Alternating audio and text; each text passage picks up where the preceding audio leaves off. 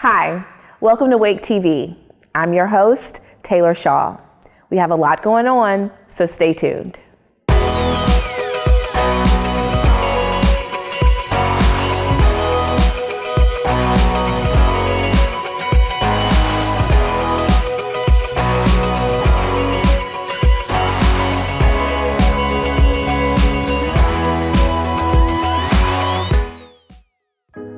Each year, the Soil and Water Conservation District gives out the Champions of Conservation Awards. Let's learn about this year's winners.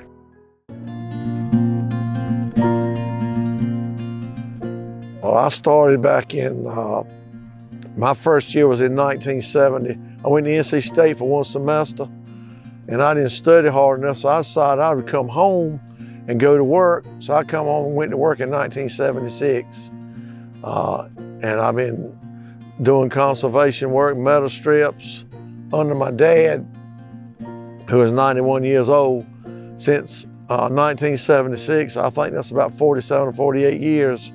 Grew up working on the farm, and I went to NC State and kind of had the opposite approach because I was tired of the farm. So I stayed out there I stayed out there 4.5 years, got a couple degrees, and then went to work for a few months and decided that Raleigh wasn't for me, and I decided to come back and work on the farm, and have been here ever since 2006. With the development pressure that we're under is, I've got 2 farms that we lease right now that have been sold for development just this year. So it's a domino effect, and that's one of the reasons we've took our land and our property that we own and implemented irrigation and cover crops, because we don't have an avenue to farm more land, so we have to try to make what we do have more productive. Farming is extremely year to year, the market, especially, in North Carolina is probably one of the most diverse agricultural areas in the country. It's not just grain, it's produce, sweet potatoes, tobacco is obviously very important, small grains. So we're farming about 400 acres of tobacco and then rotating that across on like a 3 to 5 year rotation with small grains and cover crops and other rotational crops. Well, we're using conservation practices on pretty much all the land we farm, but we're farming on margins, so we're very conservation with our fertilizers and things that we apply. We don't want them in the river, we want them in our field. If you know anything about irrigation, we've always irrigated with like the reels, travel guns, and when you put it out there, you have a considerable amount of runoff. That's just the way it is, and you use a lot more water. But with those center pivots, that water's going in the ground. It's not gonna be any runoff. So therefore, you don't have any erosion. It's going in the ground for those roots on that crop. And keep your soil in the field and keep your pH and everything like it ought to do. It's gonna pay off. It might not pay off next year if it's extremely dry, but it's gonna pay off in the long run because you're gonna produce better crops.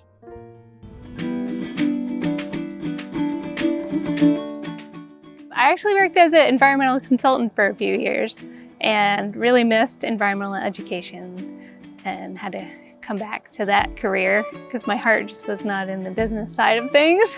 And then got my first environmental education job up in New Jersey, where I grew up.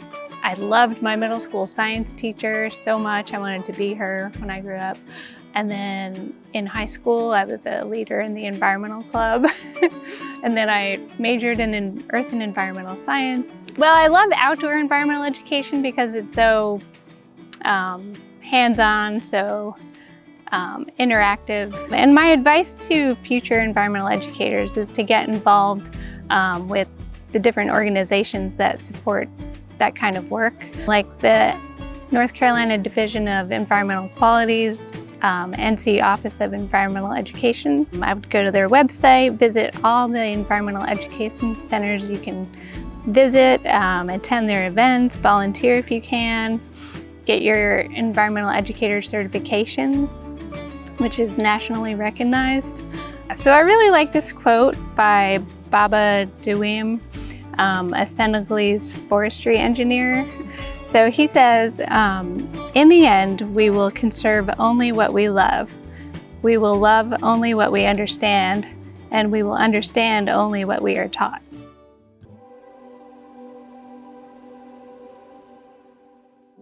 The farm's been in my family since the early 1800s and late 1790s. So I'm a fifth generation owner of the farm. And my mother was born and raised there. I started spending my weekends coming out to the farm and working. And at that time, my mother was taking care of it, and the place had really gone downhill. I had huge briar bushes everywhere. And I started spending a lot of time out there, and eventually my mother and I owned one part of the farm and together, and I bought her out. Carol and I bought her out. And as I continued to spend my time out there, I had a lot of fond memories as a young person going out there with my relatives and my dad. My dad used to farm out there. And I just made it up a decision. I know I want to see it developed. And that is back in the 1990s or so. I think down the road, we may get more into agritourism. But the majority of the farm is a tree farm. It's over 90 acres of the 114 acres is a certified tree farm. So my desire is that it maintain its focus as being a farm. Oaky Grove is a farm. It's been farmed since its beginning, and that's the way I want it to be in the future too. If somebody came to me and said, "What'd you do to preserve your farm?" I'm going to say, you need to go see the Wake Soil and Water Conservation District. You need to see Teresa Furr, and says she'll put you on the right path.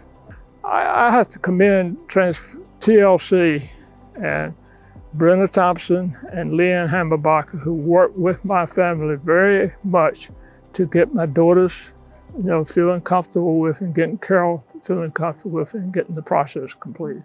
I know the first two people who have received this award, and I feel very humbled to be among this group. I'm very pleased, very honored, because this is something I've always wanted to do.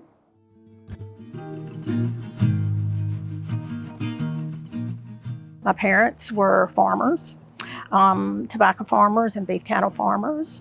And after they passed away, my two siblings and I inherited the family farm that is actually a bicentennial farm and a recognized century farm. And we put the whole farm in the voluntary ag district at that time. This is just a very good program for any farm, any forestry eligible parcel to be in. Farmers are very independent people, and things have changed, and farmers need to network and not be so independent. So the voluntary ag district is a way to build a network that is truly voluntary. They can put their land in the voluntary ag district, and it doesn't cost them anything, and they can take it out if something happens and they need to. But it's an important thing nowadays to network in agriculture, because it is a big business in our county still and in North Carolina. I wanted it out there on the county records that our farm is a farm and is not going to be developed, even though it could be if we needed to look after ourselves. But it's a way to identify it as an operating, working farm for the community. And so they're very helpful in advising on things like rotational grazing and how to improve the soils and ways to improve, and what programs they have that are available that we might be interested in. It's never going to hurt you to be in the voluntary ag district. It can only help you.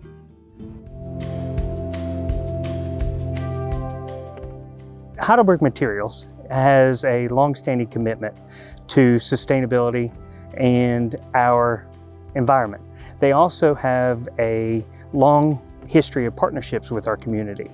And so when an opportunity came up many years ago with Art Ross and Jim Hilton to partner with Wake County Big Sweep in order to promote some of those same sustainability commitments that Heidelberg Materials stands on, a partnership was born. And in those early days, it was usually art and some dedicated local community volunteers, Jim Hilton, and then a whole bunch of people from Heidelberg Materials. You know, sometimes there were a dozen or more, and it became an event that we all just wanted an opportunity to participate in. In 2023, I was talking to Alex, and Alex shared some of the challenges that she had had with the logistics around renting the canoes, renting the kayaks, and the transportation, because a big deal is what time are you going to be there so they can pick them up. And that's when the idea was born to take the partnership that we've had for so long to the next level. We started out by saying, okay, what would it take to make Big Sweep self-sustained, to where they wouldn't have to worry about, Alex wouldn't have to worry about calling anybody to rent anything or to worry about the pickup. And we decided that really what we needed is to have their own canoes, their own kayaks, and then a trailer. And so it all started from there. By participating in events like this, it gives us an opportunity to build that culture internally and encourage our employees to make a difference one person at a time. You know, we want our communities to know that we are part of the community. Our folks live there. And sometimes we can be the big, scary corporation behind the pretty berm with trees on it. And what this has allowed us to do is get out in front of the communities, starting with Big Sweep 13 years ago, and show that we really are just local people that want to do our part to make the world a little bit better than we found it.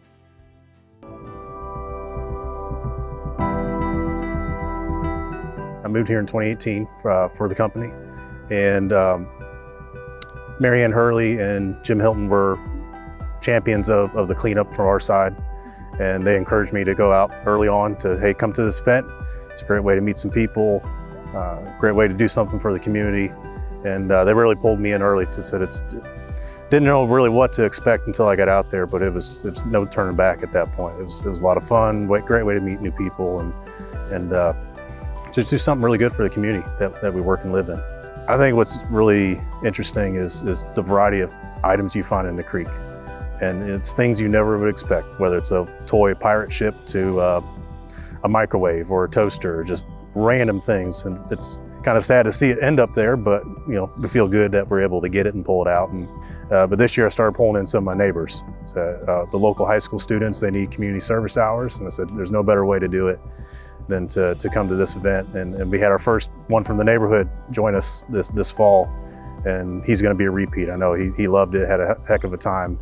It's not so much like you see other events where you're donating some sort of monetary value.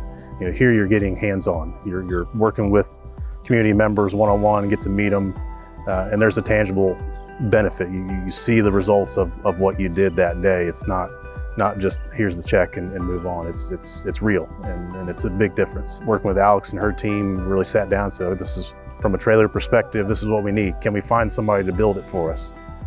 What canoes and kayaks work the best? What works for our application? So it's just a lot of collaboration to figure out what would be the best for everybody's needs and getting it done. So it was a fun process. We learned a lot. Just not a question that most vendors get. Hey, I need a trailer to haul canoes and kayaks. But it worked out very well, and it's been a great, added a lot of flexibility to the program and really give us in Wake County the ability to grow the program and reach more areas. So to me, that's the goal, is how far can we reach?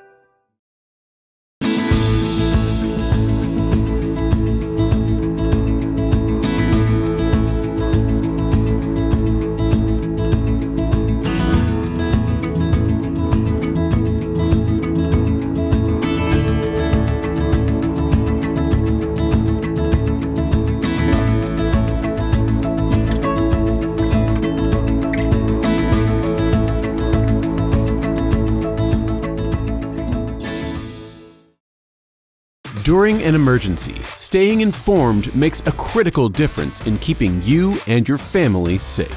ReadyWake puts the power in your hands. Our customizable alert system will get you the information you need when you need it most. If disaster strikes, are you ready? I'm ready. I'm ready. I'm ready. I'm ready. I'm ready. Sign up today at ReadyWake.com.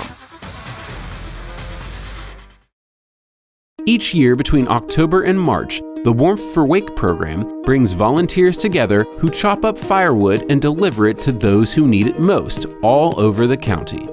Weather permitting, volunteers meet every other Saturday throughout the winter to chop and deliver firewood. In addition to firewood delivery, Warmth for Wake also distributes new and gently used space heaters to residents in need. If you'd like to learn more about how you can help, please visit the website on your screen. Fires, halt, hit, ho! On the count of 3, 1, 2, 3, ho! Everybody feel good? Sir, yes, sir! Where are we? Wake County, sir! Who are we? Wake County, Academy 14, sir! What are we planning to do? Make Wake County a better place to work, live, and play, sir! Woo! Academy 14 got fear? There's nothing to fear but fear itself. Academy 14 got no fear, sir! Fires, hooray, fast!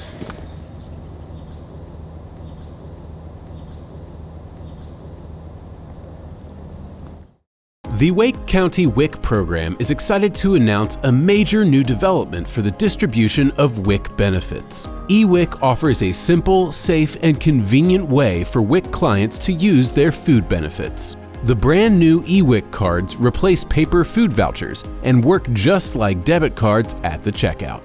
When you get to the register, swipe your eWIC card first to pay for WIC-allowed foods. For the first time, eWIC allows clients to buy as little or as much food as they need during each shopping trip. You can even check your benefit balance and identify WIC-approved products on your smartphone while you shop. To learn more about eWIC, please call 919-250-4720 or visit wake.gov/WIC.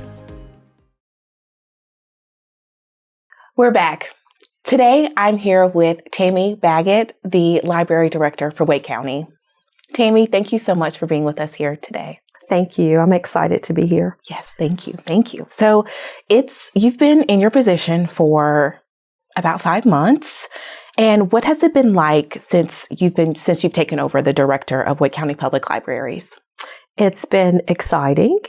And of course, it's been a lot of listening and getting to know the culture of Team Wake and also getting to know the culture of Wake County Public Libraries.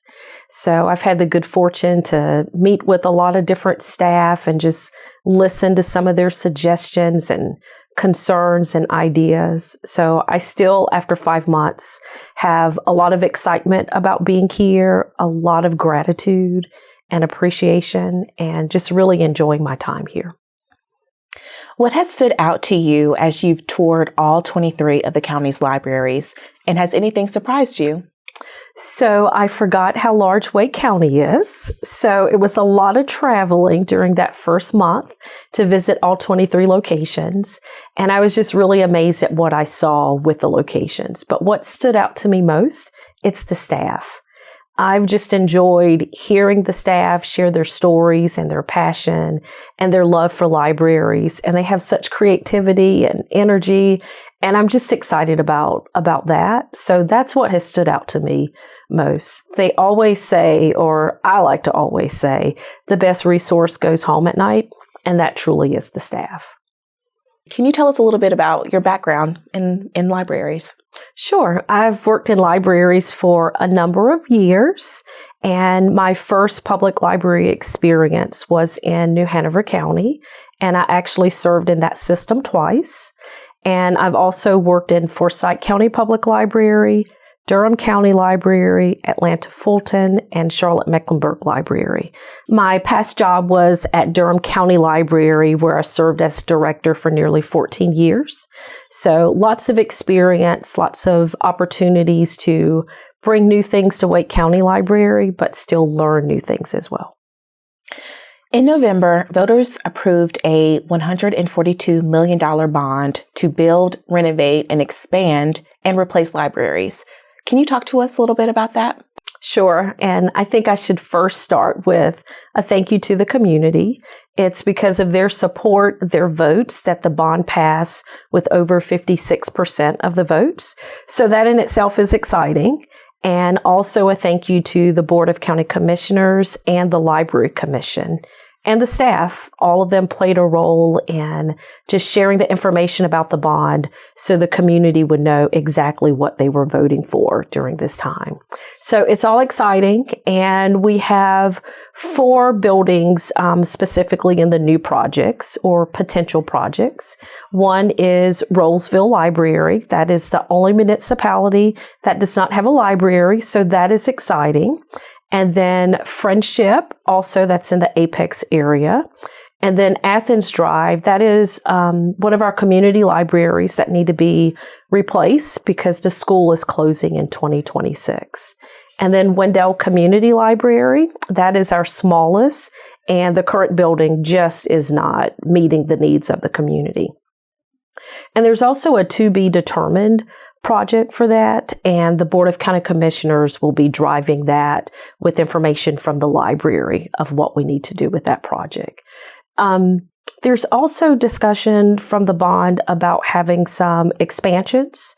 So there's 4 locations with expansions, and then there's about 8 locations that need renovations to take place. And those are things like the HVAC system, the carpet, just kind of a facelift of sorts to make it more appealing to the customers. Since taking the helm, you've helped develop a new vision for Wake County Public Libraries. Can you talk about the process for developing that? Yes, I'm excited about the vision for Wake County Public Libraries. I've had an opportunity to speak with a number of staff, both individually and then in small groups. And from that, we were able to develop what I think is a strong vision statement. And it focuses on 3 big priorities for us: sparking curiosity, fostering learning, and strengthening community partnerships. And all of that while making sure that our customers and staff have a sense of belonging. And we're able to look at this vision statement internally to see how it impacts the staff, but also externally to see how we're delivering service to the community. So I'm just excited to see where that takes us and making sure that all the work we do aligns with this vision so we can be really efficient with our dollars and with our planning and our time. What opportunities do you see for the system and any challenges?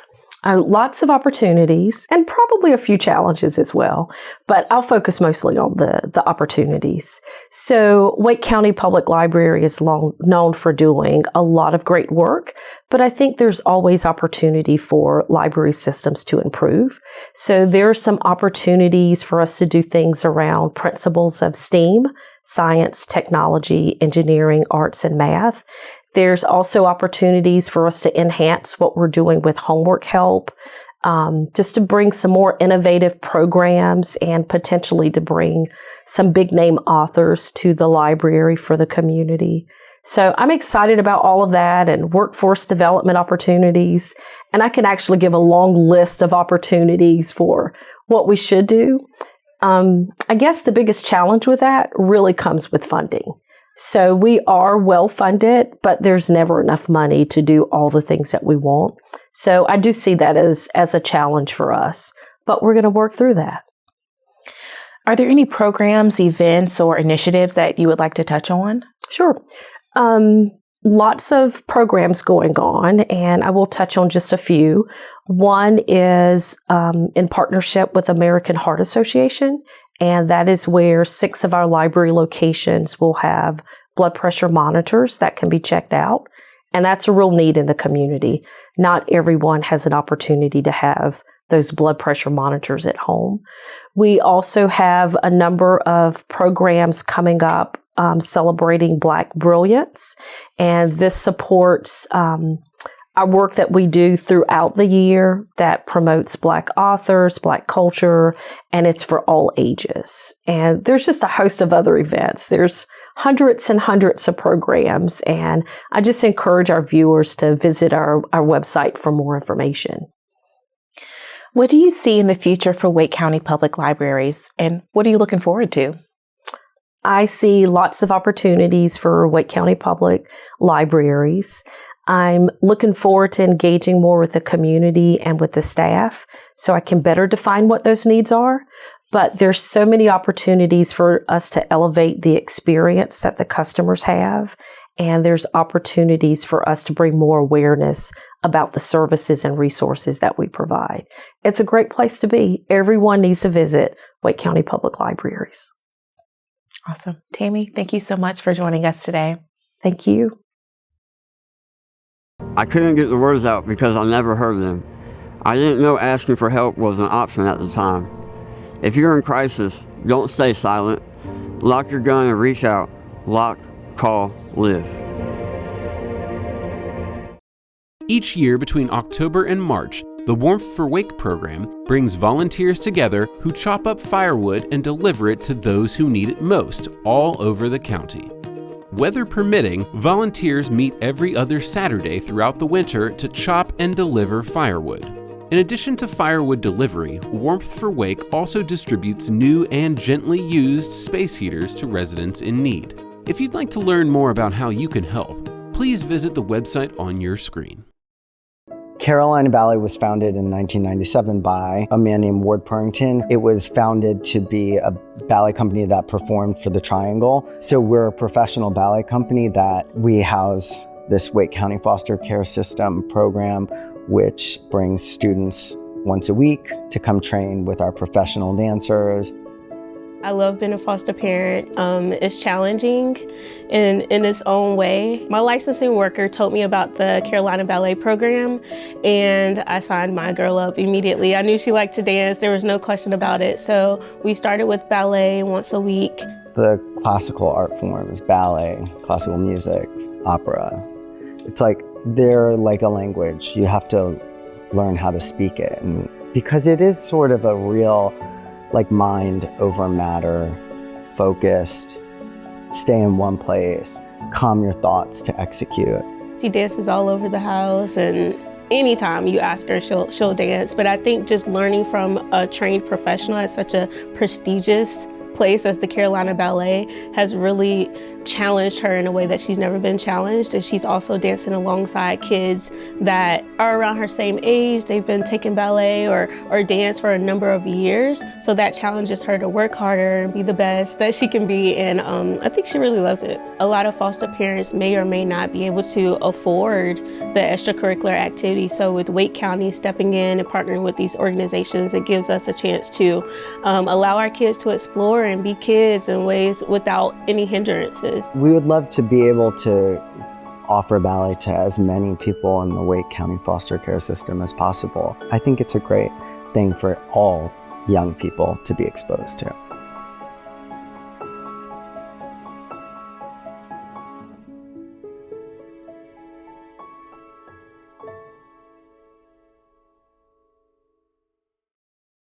That's all for this episode of Wake TV.